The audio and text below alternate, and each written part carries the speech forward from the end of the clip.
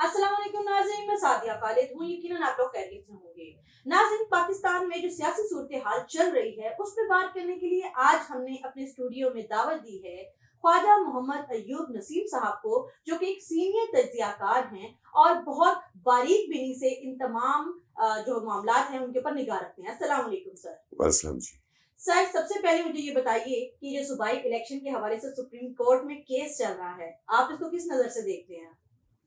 बहुत शुक्रिया सादिया। गुज़ारिश ये है कि आज जो ऑब्ज़र्वेशन जजेस ऑनरेबल जजेस की है और जो मैं देख रहा हूँ, वो ये है, बज़ाहिर तो उन्होंने इस चीज़ को एडमिट कर लिया है कि ये जो नोटिफ़िकेशन जारी की है सुप्रीम उसने इलेक्शन कमीशन ने, ये नल एंड वाइट होगा। इलेक्शन कमीशन के पास कोई ऐसी अथॉरिटी नहीं है कि प्रेसिडेंट ऑफ पाकिस्तान कोई डेट अनाउंस करे और इलेक्शन कमीशन जो अपनी तरफ से खुद ही उसको ख़त्म करते हुए नई इलेक्शन की डेट दे दे। आज जितनी भी ऑब्जर्वेशन कोर्ट से आ रही है बाहर या जजेस कमेंट्स जो आ रहे हैं, वो ये बात साबित करते हैं कि इलेक्शन होगा। 30 अप्रैल की जगह मेरा ख्याल है कि 10-15-20 दिन का फर्क डलेगा। इलेक्शन एट एनी कॉस्ट उनको कराना पड़ेगा गवर्नमेंट को, इसके अलावा कोई चारा नहीं है। कॉन्स्टिट्यूशन के मुताबिक भी कोई रास्ता नहीं नजर आ रहा।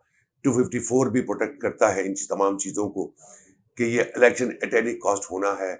अब हुकूमत को इस चीज़ की प्रॉब्लम है कि जो लेटेस्ट सर्वे आ रहे हैं पीटीआई के, उसमें उनकी मकबूलियत बढ़ रही है और जो महंगाई का आलम इस वक्त है, जो हुकूमत के दावे थे जब वो अपोजिशन में थी, तो जो उसकी नफ़ी कर रहे हैं, जो उनकी डिमांड थी, जो पहले उनकी बातें थी, तो अब ये कोशिश लाख कर ले, इलेक्शन अल्टीमेटली होना ही होना है।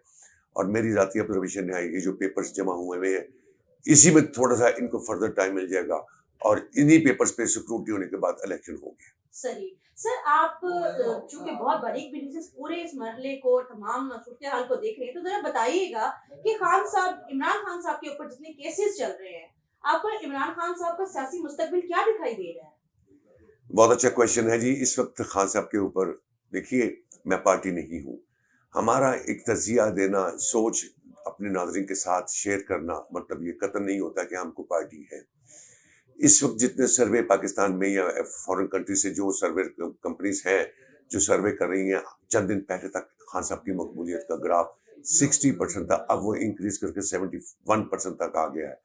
मुराद ये है कि हुकूमत जो भी हरबे इस्तेमाल कर रही है, चाहे वो वफाकी हुकूमत हो या केयर टेकर गवर्नमेंट हो, जैसे अभी हाल ही में जो इनका जलसा था, उसको फ्लॉप करने के लिए जितनी भी केयर टेकर गवर्नमेंट ने जो स्टेप उठाए थे, वो उनके लिए नुकसानदेह हुए और पीटीआई के लिए फायदेमंद साबित हुए हैं। पर्चे 146 उनके ऊपर एफआईआर हो गई है। अगर ये सिलसिला जारी रहा तो मेरा ख्याल ये तादाद 146 से बढ़ के 200 भी जा सकती है। सियासत में ऐसा नहीं होना चाहिए। देखिए, आज हुकूमत जो है, कल को उसने अपोजिशन में भी आना है।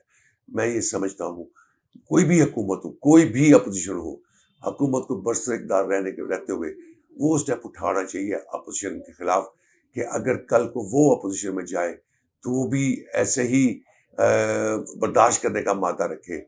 मेरी ज़ाती ऑब्जर्वेशन ये है कि अगर ये पीटीआई के खिलाफ जो स्टेप उठाए जा रहे हैं, ये कानून के खिलाफ है और ये फिलहाल बज़ाहिर ऑब्जर्वेशन ये है कि ये पीटीआई के हक में जा रहे हैं और हुकूमत के खिलाफ जा रहे हैं। सर, क्या आपको लगता है कि इन तमाम केसेस में से किसी एक केस में इमरान खान साहब को नाअहल किया जा सकता है आइंदा आने वाले इंतखाबात में? गुजारिश ये है कि जितने केसेस हैं, डिफरेंट लॉयर्स होते हैं, देखना ये पड़ता है कि अदालत में पिटिशनर या रिस्पोंडेंट की तरफ से कौन सा कौंसल है, और अगर कोई कौंसल रिस्पोंडेंट की तरफ से वीक हो तो गलती हो सकती है। ऑनरेबल कोर्ट ने आर्गूमेंट सुनने के बाद, शवाहिद देखने के बाद ही फैसला करना होता है। ये कबल अज़ वक्त होगा कि ये कहना, हाँ, जिस केस में गवर्नमेंट ज़्यादा होप करके बैठी हुई है, उसमें मेरा ऑब्जर्वेशन ये है, वो जो इनकी बेटी का केस खान साहब का, वो इस्लामाबाद हाई कोर्ट में चल रहा है, वो उससे पहले भी 3-4 कोर्ट में डिफरेंट कोर्ट में गया और उसमें भी सुबकी हुई और इमरान खान उसमें मेरा ख्याल जीते हैं। लिहाजा जिस केस पे वो दारोमदार लगा के बैठे हुए हैं, मेरा नहीं ख्याल कि उसमें हुकूमत को कुछ सक्सेस होगी। और रहेगी बात तोशा खाना की, अब तोशा खाना का डोरा बॉक्स खुल चुका हुआ है, उसमें तमाम लीडरान माजी के और मौजूदा तमाम उसमें हाथ गंगा धो बैठे हुए हैं, इंजॉय कर चुके हुए हैं। लिहाजा उस केस में भी मेरा ख्याल है कोई इतनी बड़ी ताकत नहीं है कि इमरान खान साहब को उसमें नाअहल करार दे दिया जाए। सही। सर, अभी रिसेंटली राणा सनाउल्लाह साहब ने एक बयान दिया है जिसमें वो कहते हैं कि अब या हम रहेंगे या ये रहेंगे, क्योंकि हम एक को खत्म होना ही है। तो आप इस बयान को किस नजर से देखते हैं? गुजारिश ये है कि मेरे बहुत सारे दोस्त पाकिस्तान मुस्लिम लीग नवाज से पार्लियामेंटेरियन हैं, और मैं ऑन एयर ये बात कहता हूँ कि उनको ज़ाती तौर पे भी ये बयान पसंद नहीं आया। मुझे जो उन्होंने ज़ाती तौर पे कहा है कि यार राणा साहब के इस बयान ने तो हमारे लिए मुश्किलात मज़ीद खड़ी कर दी हैं कि हम लोगों के पास क्या मुँह लेके जाएँ। आगे महंगाई है, बहुत सारी मुश्किलात हैं, अवाम भूख, अफलास, और रही ही कसर ये मीडिया अभी पूरी कवरेज नहीं दे रहा। आटा के लिए लोग जो दरबदर हो रहे हैं, और जो रमज़ान में महंगाई का तूफान आया हुआ है, ये ऑलरेडी उनके लिए मुश्किलात पैदा कर रहा है। और ऊपर से राणा सनाउल्लाह सियासत में, देखिए सियासत में कभी भी बड़े लीडर को ऐसी बातें, या वर्कर या अहदेदार को ऐसी बात नहीं करनी चाहिए कि या वो रहेंगे या हम रहेंगे। सियासत में उतार चढ़ाव आते रहते हैं, गुस्सा भी उसमें आता रहता है, और अक्लमंद स्पोक्स पर्सन वो होता है जो हालात को मद्देनजर रखते हुए अपना बयान जारी करे। पीटीआई के स्पोक्स पर्सन भी बहुत सारी गलतियां करते हैं। बहरहाल इस वक्त राणा सनाउल्लाह का जो बयान है ये बहुत बड़ी ब्लंडर है। मैं समझता हूं कि पार्टी के लिए मजीद नुकसानदेह होगा। मैं इससे पहले भी जितने वीलॉग अपने कर चुका हूं, उसमें मैंने पाकिस्तान मुस्लिम लीग नवाज को मैंने ये एडवाइस दी थी कि अपने स्पोक्स पर्सन को समझाएं कि जब भी वो मीडिया में ऑन एयर आए तो जो भी बयान वो जारी करें उसमें उनके मुंह में मिठास होनी चाहिए। इसलिए कहते हैं ना, इंग्लिश में वर्ड है, put a smile in your voice और put a smile on your face when you want to say something to someone. तो आपके मुंह पे आवाज में मिठास होनी चाहिए। बहरहाल ये तो आग बगोला होने वाली बात है, और ये बम के तौर पे मैं समझता हूँ साबित होने वाली बात है राणा साहब का बयान, जिसको मैं जाती तौर पे भी कंडेम करता हूँ। बीइंग ए सियासतदान उनको ऐसा बयान कतई नहीं देना चाहिए। सही। सर, ये सारी जो सूरत हाल चल रही है आजकल, सियासी रस्साकशी की सूरत हाल है, कुछ समझ नहीं आ रहा कि वो किस करवट बैठने वाला है। तो आपको इस सूरत हाल में पीटीआई का फ्यूचर क्या दिखाई दे रहा है? देखिए, गायब का इल्म तो अल्लाह ताला के पास है। फ्यूचर तो मुझे यही समझ आ रही है कि आज से तो 15-20 दिन पहले 60% थी, आज वो 71% ग्राफ पीटीआई का जा चुका है। गुजारिश ये है कि खान साहब ने बहुत अच्छी पिच पे बैठ के बैटिंग की है, और उन्होंने जो शॉट खेले हैं वो उनके लिए सक्सेसफुल और बाउंड्री साबित हुए हैं। यूथ को कैप्चर कर चुके हुए हैं। वकला की भारी तादाद उनके साथ, मेजॉरिटी इस वक्त उनके साथ है।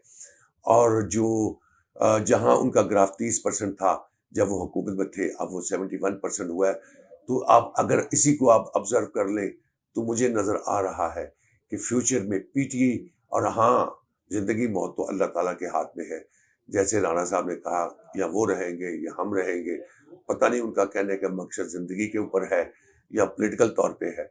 अगर तो वो जिंदगी में जिंदा रहे, जिंदगी के पॉइंट ऑफ व्यू से जिंदा रहे, तो मेरा ख्याल है कि फ्यूचर पीटीआई का कम से कम इस इलेक्शन तक की हद तक तो मेरा ख्याल ब्राइट रहेगा और सक्सेस नजर आएगी। अगर अगर का लफ्ज इस्तेमाल कर रहा हूँ, इलेक्शन करवा दिए जाए, और अगर 2 सूबाई असेंबली को इलेक्शन हो जाए तो बाकी भी वफाकी इलेक्शन या बाकी 2 सूबों को इलेक्शन की हवा भी उसी के हक में जाएगी जो इसमें जीत सकेगा।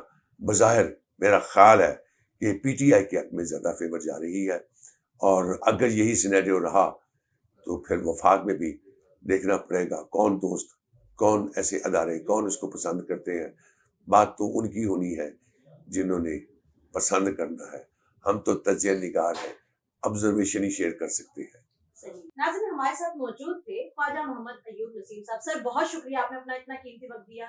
अगर आप ख्वाजा मोहम्मद अय्यूब नसीम साहब की राय से इत्तेफाक करते हैं या इख्तिलाफ करते हैं, दोनों सूरतों में कमेंट बॉक्स में अपनी राय का इजहार जरूर कीजिएगा। चैनल को सब्सक्राइब करके घंटी के निशान को दबा दीजिएगा। सादिया खालिद को आज के लिए इजाजत दीजिए। अल्लाह हाफिज।